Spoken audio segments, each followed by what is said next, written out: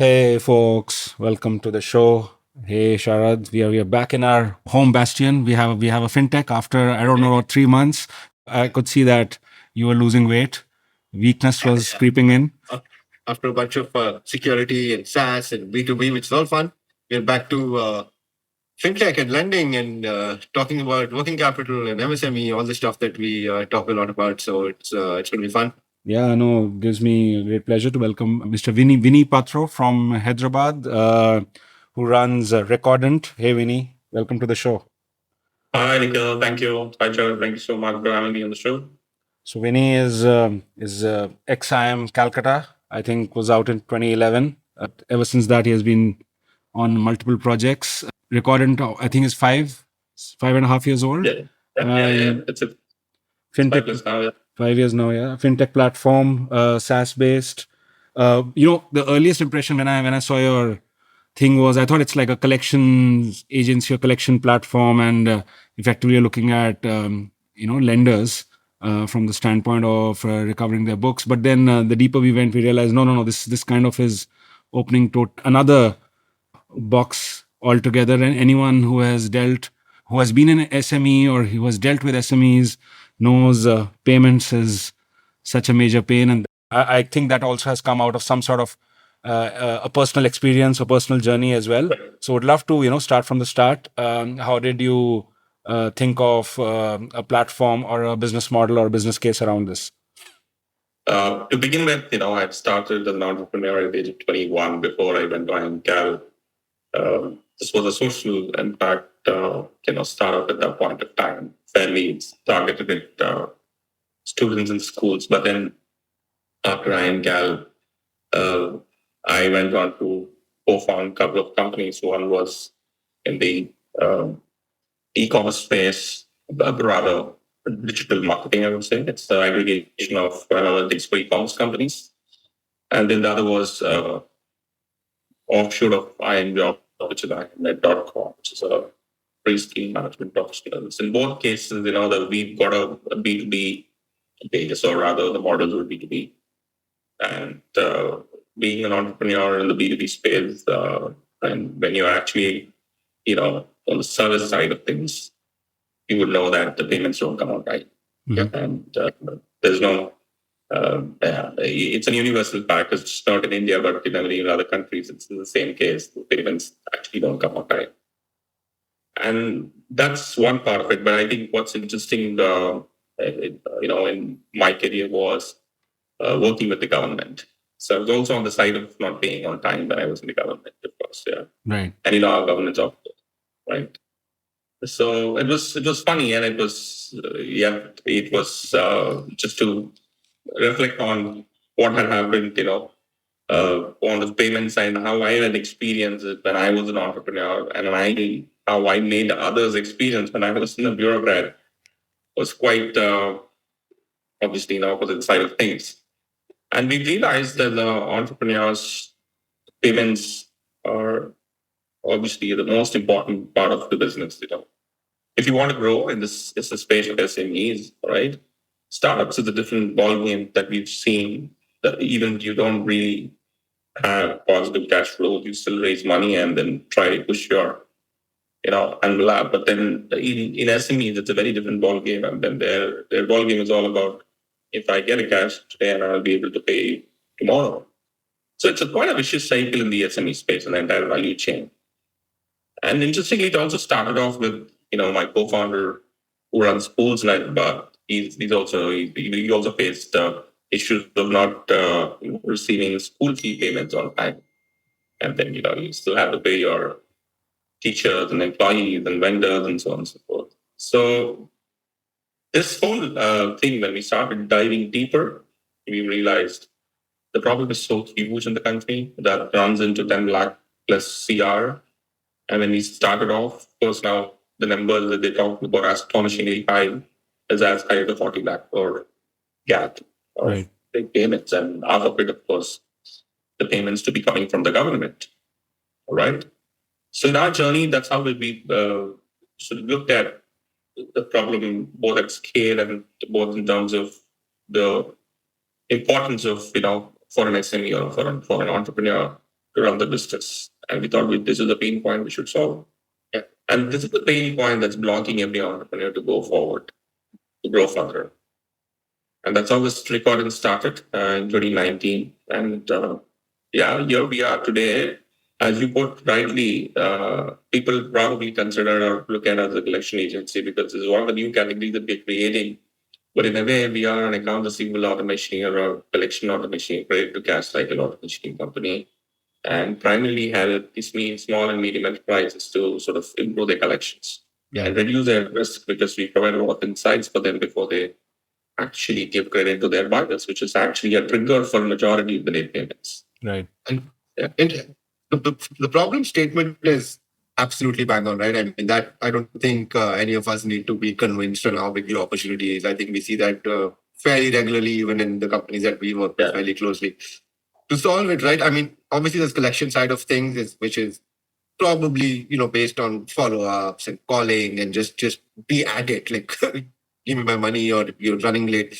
But the other side is probably even bridging it or creating an underwriting solution to fund that gap, right? How do you sort of see those two being tied together? Because from an outside perspective, they may come across as two very distinctive businesses.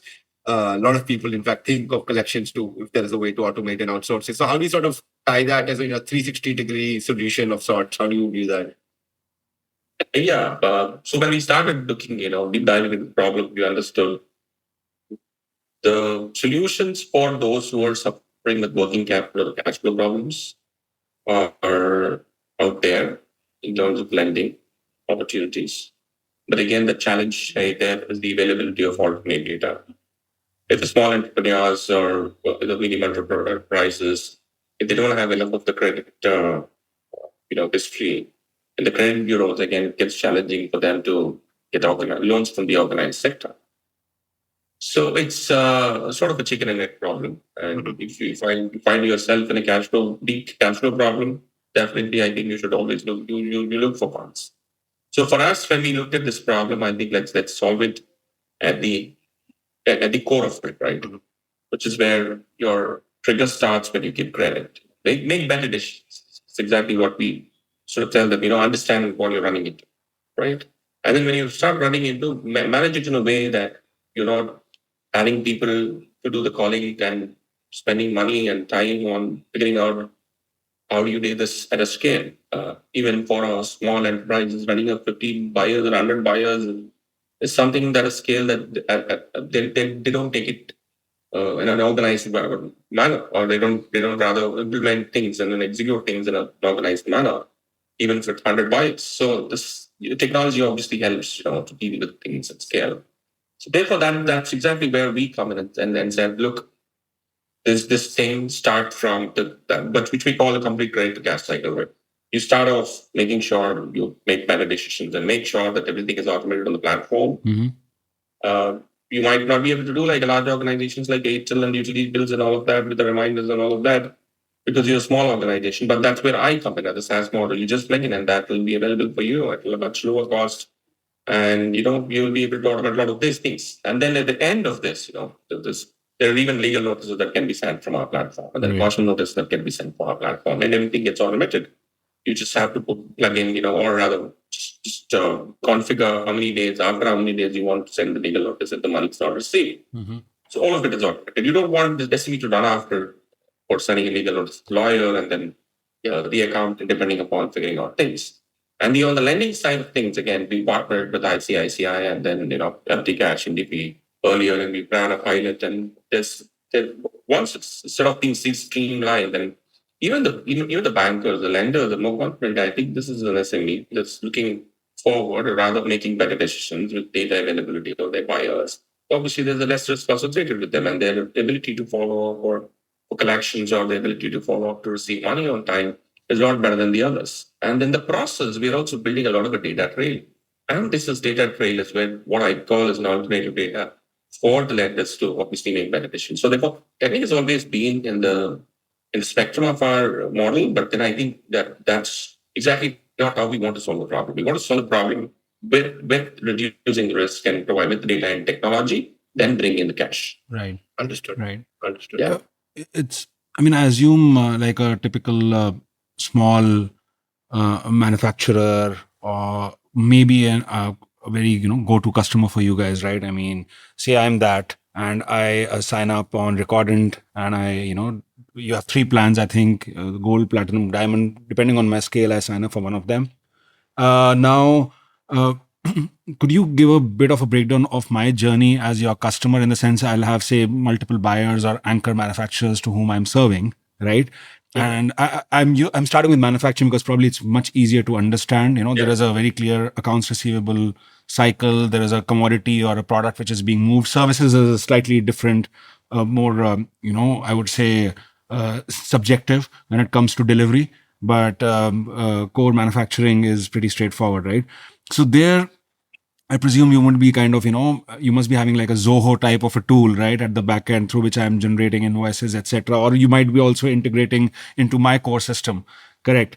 But does the journey start there, or is it one step before that as well, that you actually are giving me some sense about this buyer or their history, or how they have done what they have done, how they have been with other, because it's a credit from a bank standpoint is a very different dynamic, and this is a very, very different dynamic. You actually want to do business with someone, and you want to build a long-term relationship, right? So it cannot be that acrimonious or transactional from day one.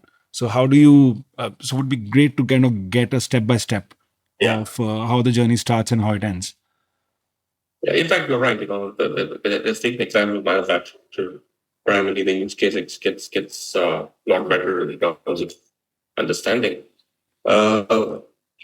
See, the first thing is, so manufacturer in the semi segment family has to depend upon a lot of the trade cycle, Right. right? There are manufacturers who sell directly, and then of course they also sell it to the distributors, and they sell it to the distributor. There are different channels, right? But there is one thing that is completely unavoidable in a country like India, being quite a large market, as the distributor network, right? So it passes on. The distributor is not going to pay to the manufacturer. We all know that. Now, where does it start? As far as the recorder is concerned, if you look at it, I'm going to help one step before even you raise the invoice, before even your distributor gets onto your accounting system. So the manufacturer can sign up on the platform of Recordent and enter the GST number of the distributor and get his reports. Right. Right. And once he does basic due diligence on the financial health and the credit history, now that's when he makes a decision. All right, this distributor is good enough, probably not a bunch of risk, and then he moves forward. Then, of course, the PO and then invoice all gets generated. So that's exactly where the second part of the platform comes in. As I pointed out, there's a data part of it and it's technology part. But like, just to kind of put a pause on the data part first. I mean, on the data part, I'm assuming you'll be looking at some third-party data as well, not just bureau, right? You also have your own. That's right. So before the invoice is where the data comes in. And now the invoice can be generated in their accounting system. That could be Tally, Zohos of the world. So Recordent can get plugged into any of the accounting systems. So we have a Tally plugin, and then we have integrations with other accounting softwares where we will be able to integrate with their ERPs and accounting softwares. So there's no duplication of work as far as the invoice is raised, right? The invoice and accounting system does your accounting work. Mm-hmm. Now, none of these actually work on the accounts receivable part of it. Mm-hmm. That's exactly this software comes and sits on top of it. Once the invoice is generated, and you have messages and reminders that gets automated. And the interesting part of it, every buyer of the manufacturer or every distributor of the manufacturer in this example that we're talking about will get a dashboard. Mm-hmm. Will get a dashboard. If a manufacturer has about 100 distributors, all the 100 distributors get unique dashboards to see what they have purchased, how many invoices are raised, how many are pending, and so on. Does it also focus on does it also focus on the other side of the equation? How many you owe to your vendors, let's say, or what is the cash outflow or accounts payable? Does it part of Not at this point of time. Okay. Not at this point of time. Yeah. But that's the part of the roadmap. Yeah. So these dashboards sort of help the manufacturer to communicate or rather be more effective with their buyers. Because in normal cases, even these accounting software that are available in the market today gives you a plugin for sending out the messages. But I think what's a differentiating factor here is the messaging along with the dashboard. This dashboard is either it's a magic link or a sign in with the phone number of the buyer, and buyer can see what's pending. Right. Then he gets different kind of views, and he has the ability to dispute resolution there. Dispute resolution, or raise a dispute if there's wrong invoice and all that. And he also has an option to make a payment. There's a convenient factor of it, and there's also an option for him to promise to pay, right? And that helps the manufacturer figuring out the cash flow, planning the cash flows better. So these dashboards are a very effective way of getting people to sort of be more disciplined or be more accountable, because you're the time or big time. And what we say in the dashboard is a lot more effective than just seeing an SMS that comes and says that your deal is upcoming or it's sold, whatever.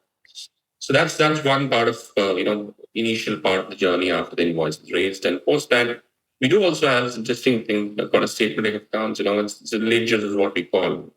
Typically, the manufacturers in today's world, they download the ledgers and keep sending. But here is where there's an automation here. The way the statement of account, the account statements come to us from the banks on a monthly basis, it's the same thing. The manufacturer will be able to drive the same, in a 15 days time frame or 1 month, whatever you can want to figure out.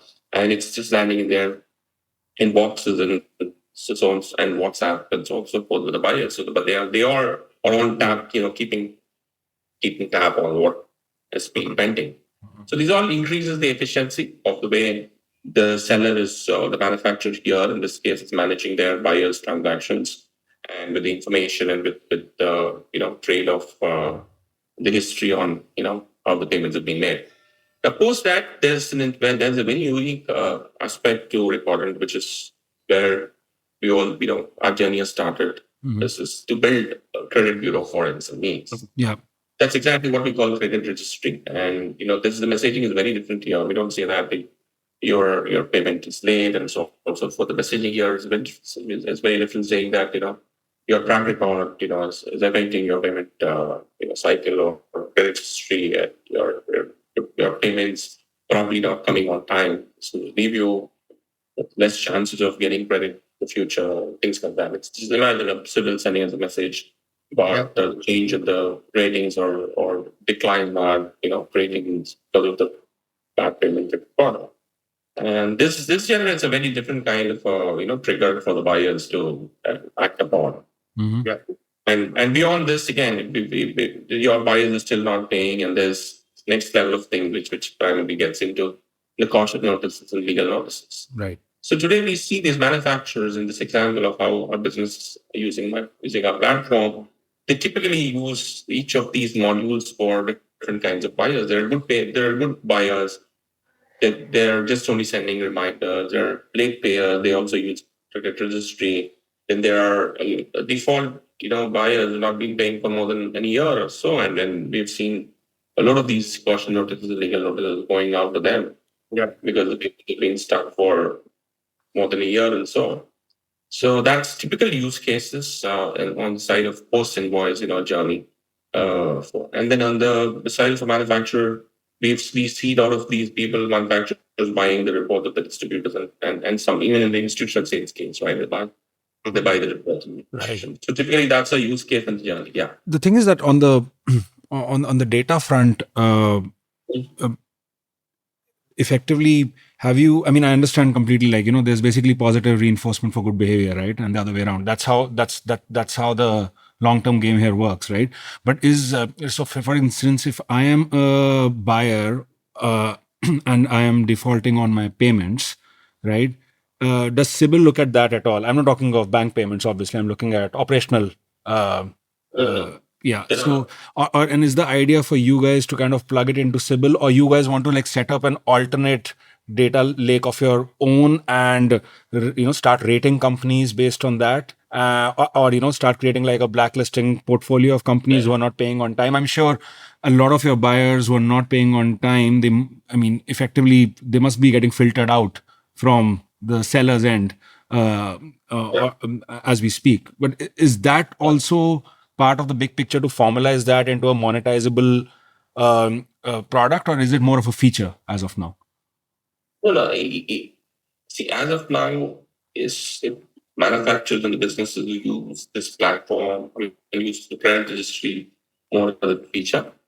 But I think in our roadmap, in our vision, it's quite always been clear that we want to build this data repository. Got it. And the data repository obviously needs scoring at some point in time. Mm-hmm.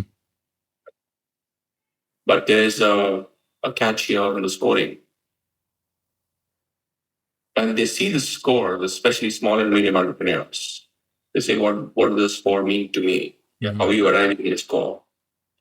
You tell them this is a 700 on 900. Okay, so what does it mean? Message giving them the score is they're 95% on time. Yeah. Right? They say, oh, they're 95% on time. It makes a lot of sense for them. Mm-hmm. But you say 700 or 900, what's going on behind? Sure. Yeah. But at the same time, they the scoring it should be required at other aspects, if not on the payment side of it. So we are obviously in the game of building a repository and scoring it at some point in time in the future. It'll be probably in a couple of years from now, or probably earlier than that.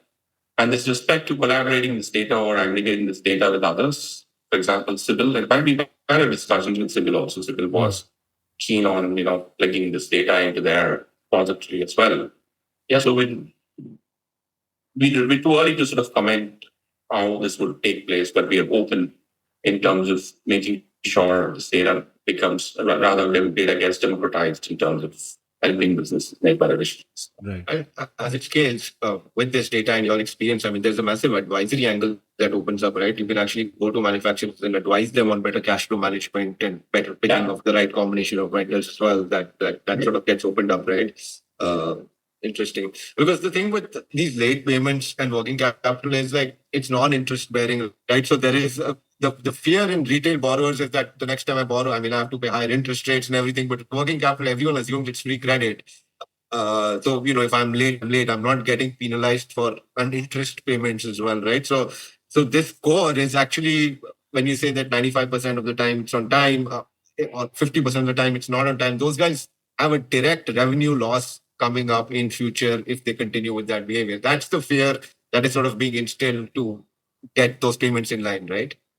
Yeah, you're right. In fact, thanks to the so much of campaigns that went around like Digital India, and also thanks to the credit bureau, the SMEs are now understanding the power of data. What probably it will do with them in the future. And they also understand today, they as consumers, they've seen the consumer tech revolution happening. Yeah.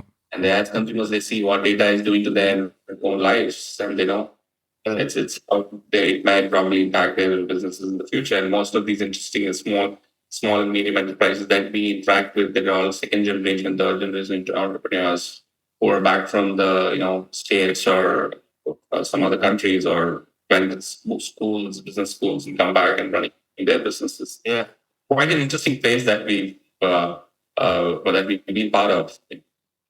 Well, very interesting. And like when you look at some of these bigger companies, like who are sort of reselling or selling stuff on Amazon, right? They seem to be slightly more scared anyway because they fear that they're going to get delisted from the platform. And because there is so much power that one distributor has, when it's more fragmented, that's when like a credit registry portal probably gets elevated in importance, right? It sort of makes it, sort of brings it all together. So it's quite interesting. On collections, and I mean, collections is a spectrum, right? You have soft collections, SMS based calling. Then you have hard collections. You obviously have, a lot of legal maneuvering that one can do. My question is, in your experience, and we have had collection platforms earlier. I mean, pure play lending based collection platforms, where the common view was that soft triggers more or less works for most of the cases, and otherwise the price is kind of, the risk is kind of priced in.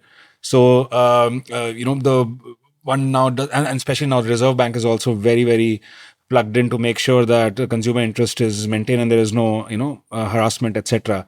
At the retail level. At the retail level, yeah.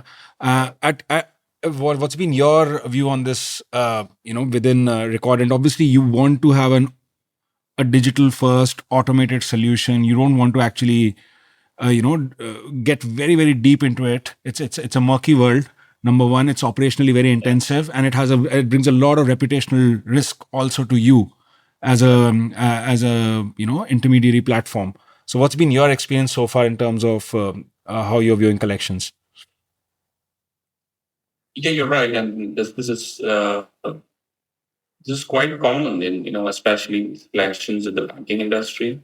Yeah, where you have people going to houses and asking for money, big EMIs, it's 50 EMIs. In fact, about 4-5 months back, I was on a panel with Streamlining Capital. So he was telling me that they still have feet on the street, and then they just collect EMIs in cash or UPI. Quite surprising. And then they have 70,000 employees across the country, quite a heavy, network. And it's not very different, but the numbers are quite low with respect to any other banks as well. But the scenario here with SMEs are very different. There are not so many. Mm-hmm. It's also because an SME or a manufacturer who probably has, let's say, even 5,000 distributors. For all in all cases, about 50 or 100 of the distributors end up defaulting, right? And now he already operates not as much. Yeah. And these collections guys who actually operate physically, like an offline level, they need volumes. Yeah. Right? 100 is not a big number. The interesting part is this 100 is not in one city. Yeah. It's spread across the country. Right. Oh, yeah. You know what these collection guys ask these SMEs typically is they give me 20% of the whole thing or 25%. Banks, it's very different because in each city you have a lot of homes. Yeah. So in our experience of solving this problem, we've had discussions with these kind of agencies that are operating out of different places, especially Bombay. You don't even find the others doing collections for SMEs because it's not viable for them. Yeah. So for us as Recordent, we want to obviously provide the digital solution, right? While we provide the entire digital solution, we also have a marketplace where we connect the SME, the manufacturer, in cases where recoveries become too difficult, and we connect them and leave it there. Right. But then we don't get inside, get into it. Right. Right. Yeah. So that's pretty much the largest scope. But to put things in perspective, like it's not viable in this semi industry for running a physical collection agency. It's a call center, and all of that is workable, but then the numbers don't really support. Yeah. Right. But roughly, if you had to talk to you in terms of your experience, like say there have been 100 cases where payments have been delayed. I'm assuming that in all the 100 cases, there is some sort of an automated collection regime which kicks in, right? There must be reminders going in, etc., etc. And out of that, there will be like a smaller funnel where you actually end up, sending some sort of show cause notice or legal. What's kind of the what's the funnel looking like typically for you? Yeah, I can actually come in this with numbers. In fact, I rather can take you draw parallels or rather before and after, right? So what we've observed is we've done a survey of companies which are not using any accounts receivable software, just using the accounting software like Talents and all of that. And we sort of drive deeper into it and then pull the numbers out. 21% people pay on time, right? And the 21% becomes about 40, around 41 with follow-ups. Okay. what it means is 21 without follow-ups and 41 with follow-ups. Correct. Then the 41 becomes 53 with the rigorous follow-ups. Right. Okay. These guys, call them up and then left, right, center, morning, afternoon, all of that. And do you have to be conscious of when? Do you have to be conscious of? Do you have to be conscious about when you're following up? What time of the day? Because Well, I'm talking about outside of the recording. Okay. It's completely outside of the recording. In a case where a business is not using the receivable software at all, Yeah. I'll come to the part of the recording. Okay. So the 53% is what typically these SMEs have full visibility on when the payments are going to come in, 21% on time, and then after a follow-up within a week or 2 weeks, and then rigorous follow-up, all of that. Now, what's very challenging is that 47% of the payments are unpredictable. Out of which, out of 47, 44 they don't know when they'll come. This is like, मैं आज pay कर रहा हूँ, अभी pay कर रहा हूँ, मैं कल pay कर रहा हूँ. I'm paying next week, and then the payment. Absolutely no clue when this is going to come. Just out of interest, when does the clock start for a payment not being on time? Like, is there like a 30 DPD, 60 DPD, 90 DPD? How do you look at it? Yeah. So it's very, very different, right? Geographically, you'll be surprised if I tell you 210 days DPD is the threshold in Bangalore. Interesting. In the corrugated box manufacturing industry, the corrugated boxes are supplied with a 210 days threshold credit period. Crazy. That's the base level of understanding. No, that's the extreme, right? That's extreme. Right. And there are commonly we see it's about 45 days. 45 days. Okay. No, but Bombay operates 30, but largely it's 45 days across country. Sorry? The 30, 45 days are sort of agreed upon credit terms, correct? Like we're not tying on the delayed on that. So, but the 210 number you get, that's after adding on delays for that example, or that's the agreed upon? That's agreed upon. No, the agreed upon is about 90 days, and then after that, another 120 is like a threshold. That's great. Right. And it's all interesting. Quite crazy. I mean, if you start calculating how much yield you're earning on those, I mean, it's yeah. So coming back to those are numbers, but there's 3% defaults in the market. So when we looked at businesses who are using Recordent platform, we realized the change significantly. On time from 21 it has become 45, purely because of the dashboards, like the statement of accounts and all of that. And with reminders, the 45 has become, 58, and we have credit registry notifications that sort of became 75%. And with caution and legal notices, they all end up at about 95%. And then 3 more percentage goes on the legal cases and recoveries beyond legal notice. Right. So 2% is where we've observed over a period of time uncollectible and defaulted, completely written off. Right. So at various stages, we see, the cash flow visibility at least getting a lot better after a year. I don't know I answered your question, Nikhil, but at different stages, we see this percentage playing out. Interesting.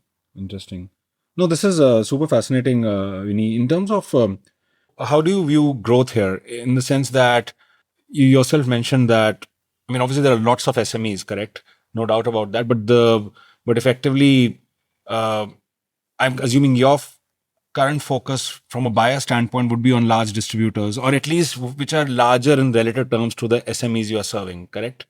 So effectively, how do you see that grow going forward, in the sense that there will be I understand in every industry, in every sector, there will be a few large players, right, who are kind of aggregating demand at one level or the other. So the idea is to go deeper and deeper into that. Are there specific sectors you're focusing on today and you want to kind of go horizontally into others? Is there a geographical expansion angle in your mind? And from a monetization standpoint as well, you're right now it's a SaaS platform, so you basically have a freemium type of a offering, right, with some sort of a pay as you go thing which has been built inside. How do you see that read with the growth trajectory for the business? Yeah, I'll start off with maybe sector in our plan. If you're sector agnostic, right? As a platform, and anyone who operates on trade credit can use the platform. Having said that, our focus areas have been in the top three sectors that we had seen as a traction. That's construction industry. That includes, I guess, construction materials and electrical and all of that. Two, we've seen F&B. Three, we have seen textile. Interesting. Right. And F&B and textile, especially F&B, trade is unavoidable because of perishable products, right? So these are the three sectors.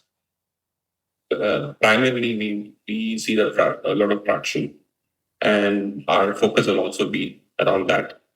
In terms of geographic focus, just one question, sorry, Winny, on that. Yeah, three target areas, right?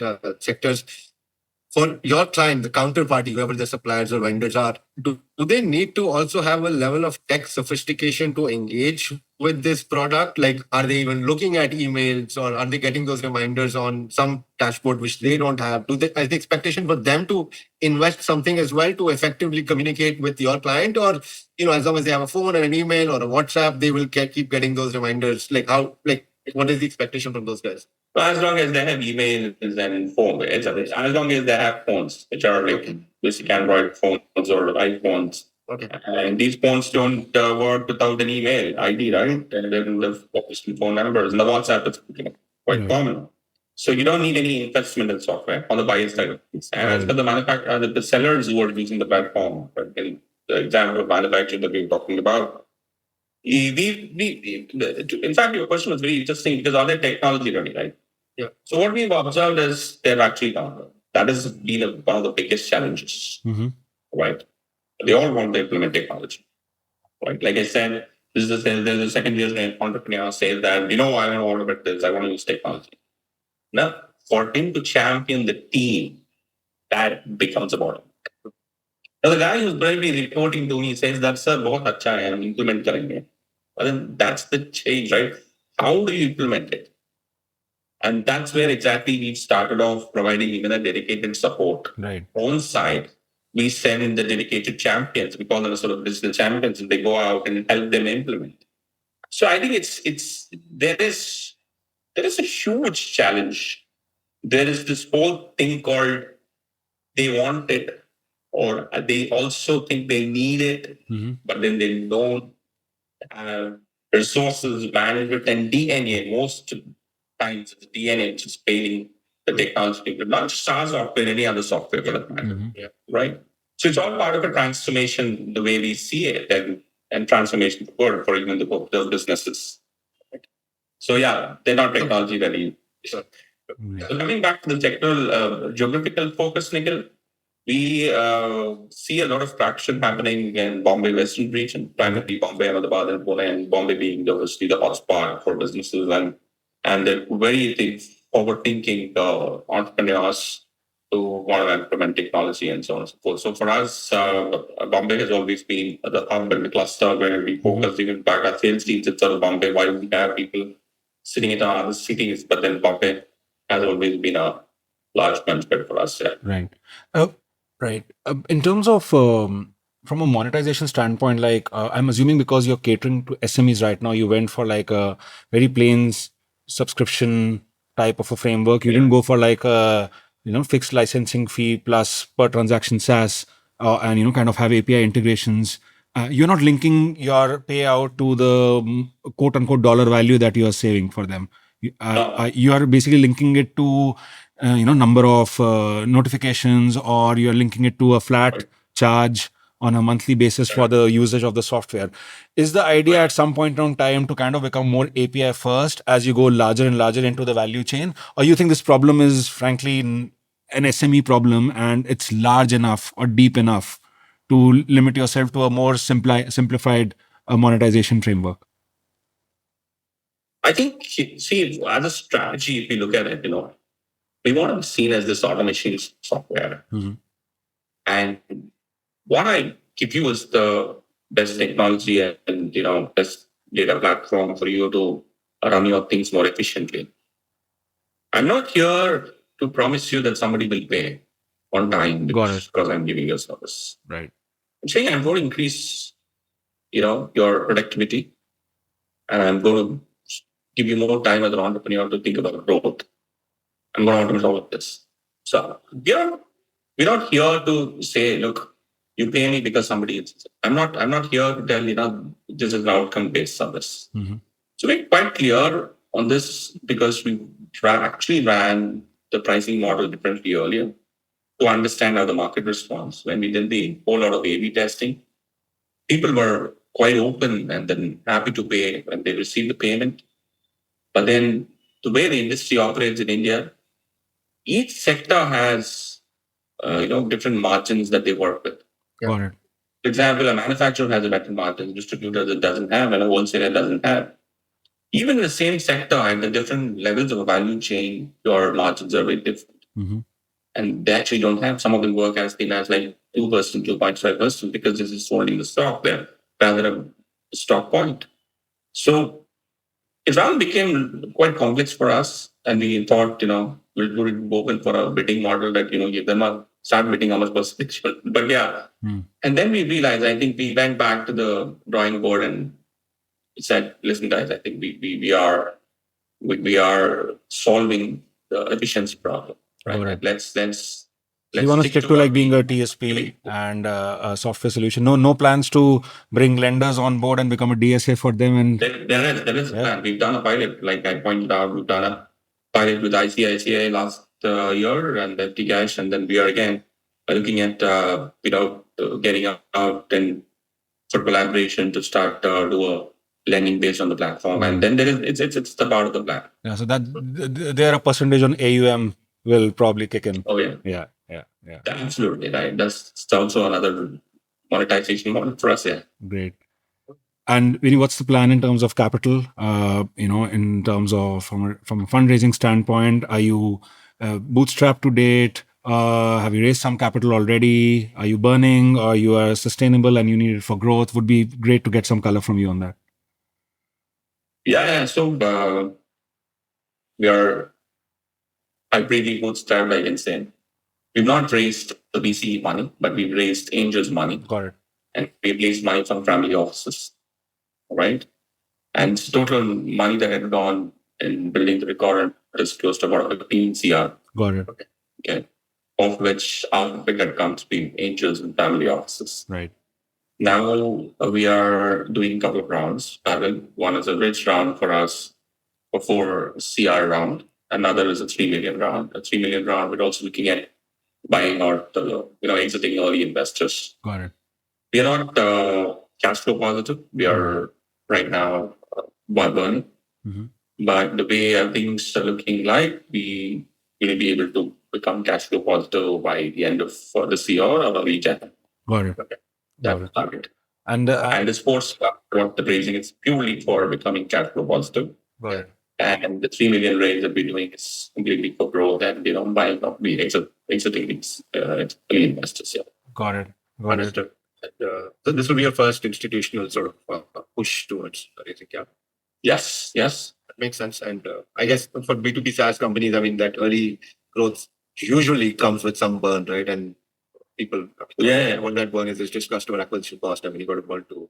It is customer acquisition cost, even technology cost. We're very technology heavy, right? And I run 9 modules in a single platform. And then, right. So makes sense. And it was fun. It was very interesting business. We've spoken obviously to a bunch of fintech operators, ranging from lenders to even automated collection agencies. And so it's a slightly different tangent and very interesting that it's almost like once you start lending, it becomes like an entire value chain play, right? It becomes a much more 360-degree product, right? Great. No, Winny, thanks a lot for your time. Very insightful conversation. And, good luck for your fundraising journey, and wish you bigger and more significant milestones in the future. And we'll obviously be, sitting on the sidelines cheering for you. And with that, it's Nikhil Arora with me, Shar Tupran, signing off.